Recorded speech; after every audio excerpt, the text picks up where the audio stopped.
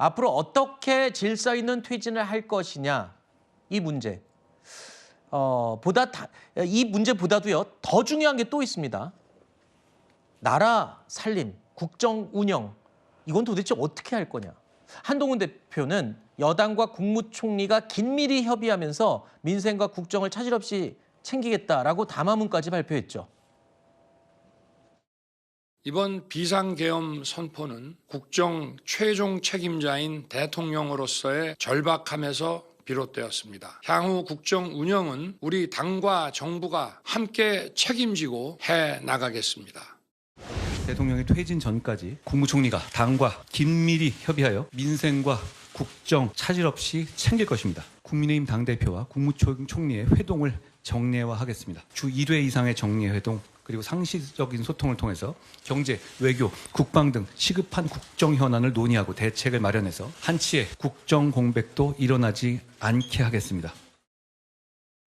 이 한동훈 대표가 구상한 국정 혼란 최소화 방안, 사실상 책임 총리 형식의 국정 운영 방식을 시사한 것으로 해석되기도 하는데 도대체 뭘 어떻게 한다라는 구체성이 좀 부족하다는 지적이 나오기도 했고요. 물론 뭔가 국정 안정을 위한 첫 발걸음이다라는 또 의미가 부여되기도 합니다. 하지만 문제는 총리와 여당이 함께 국정을 운영한다는 것 그 자체가 과연 누가 부여한 권한이고 이게 과연 법적으로 근거가 있는 것이냐 이런 근원적인 문제를 야당에서 제기합니다. 우원식 국회의장도 이건 명백한 위헌이다.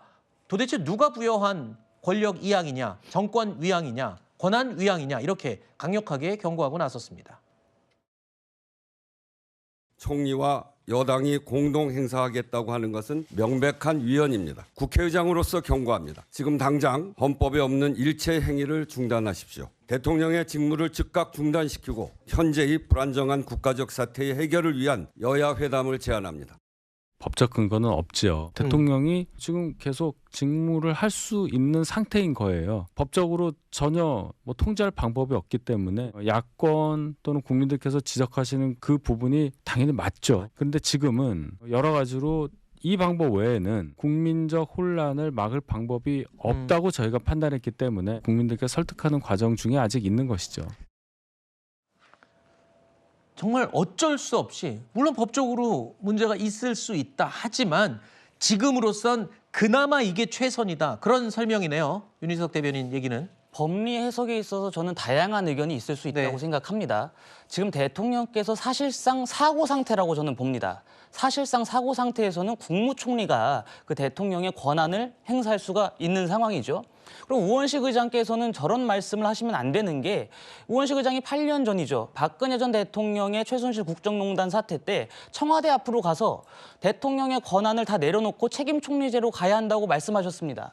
그러한 주장을 하셨던 장본인께서 지금은 전혀 다른 이야기를 하신다는 게 저 개인적으로 이해가 되지 않고요. 네. 지금 사실 우리나라 헌법에 보장되어 있는 총리의 권한을 행사하는 것 그 자체만으로도 책임 총리의 역할을 다 할 수가 있습니다. 네. 국무위원회 해임 혹은 국무위원회 임명 제청권도 있고요. 그다음에 대통령의 명을 받아서 행정 각부를 통할할 수 있다라는 것이 분명히 헌법에 기재가 되어 있습니다.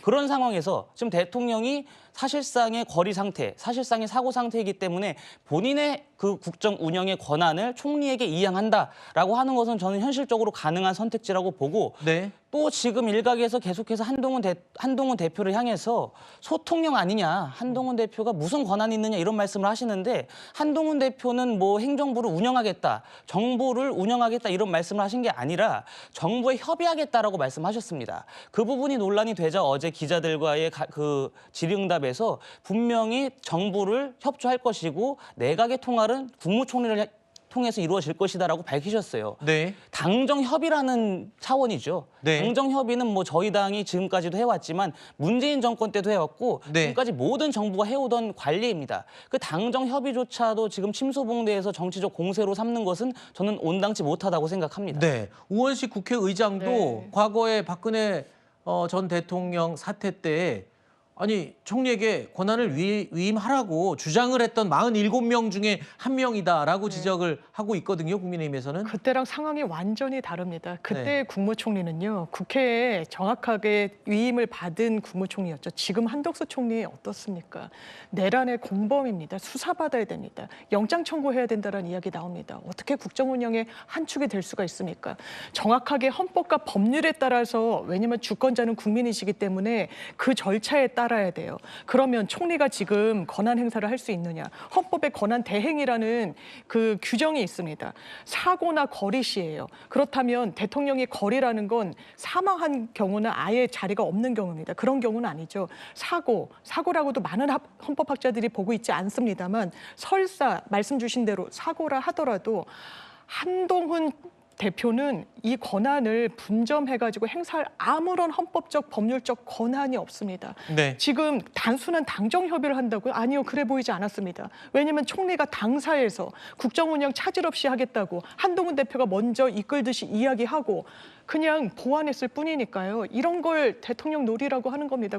주권자인 국민은 한동훈 대표한테 권한을 위임한 바가 없습니다. 지금 이것을 계속하는 건 정말 제2의 내란이라는 비판은 피할 수 없어 보입니다. 네. 잠깐만요. 네. 근데 그 부분은 필요에 따라서 유리할 때는 정치적으로 해석을 하고 법리적으로 해석하고 하면 저는 안 된다고 생각을 하는 게, 16년도에 의원식 당시 의원이 얘기하셨던 부분은 네. 국회가 합의하는 국무총리를 세워서 이거를 운영할 수 있겠다라고 말씀을 하신 부분이에요. 지금 이제 변호사님께서 말씀하셨던 이제 지금 현 총리가 내란죄로 이제 뭐 고소고발 당할 수도 있고 본인 스스로가 이제 탄핵이 될 수도 있고 물러서야 될 수도 있지만, 이 중요한 부분은 국정을 대통령한테, 지금 윤석열 대통령한테 무언가를 계속해서 유지시키자는 게 아니고, 이걸 안정적으로 정권이 다음에 이양되기 위해서 사회를 안정화시키자, 거기에 정치가 정치적 타협을 하자는 부분이기 때문에 네. 그걸 자꾸 법적으로 해석하려는 부분이 있으면 물론 필요하겠습니다만, 네. 거기에 있어서는 정치적으로 타협이 가능하다고 생각합니다. 네.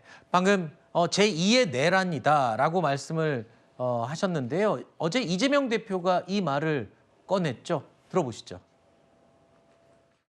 우리 국민은 윤석열을 대통령으로 뽑았지 여당을 대통령으로 뽑은 일이 없습니다. 이거야말로 헌정지수를 파괴한 또 다른 쿠데타 아닙니까? 얼굴을 바꾼 2차 내란 행위라는 것을 분명히 밝힙니다. 일반 국민들이 시각에서 보면 네가 뭔데 이렇게 말할 수밖에 없지 않습니까? 무슨 공산당 인민위원장쯤 됩니까? 아까 보니까 두한시의 반란, 두한시의 내란, 전두환? 자, 그게 떠올라요. 좀 웃을 일은 아닌데 우연 같긴 하지만 두한 씨의 반란에 대해서도 엄정한 책임을 물어야 될 것 같습니다. 무슨 권한과 자격으로 어디에도 근거가 없는 명백한 위헌입니다.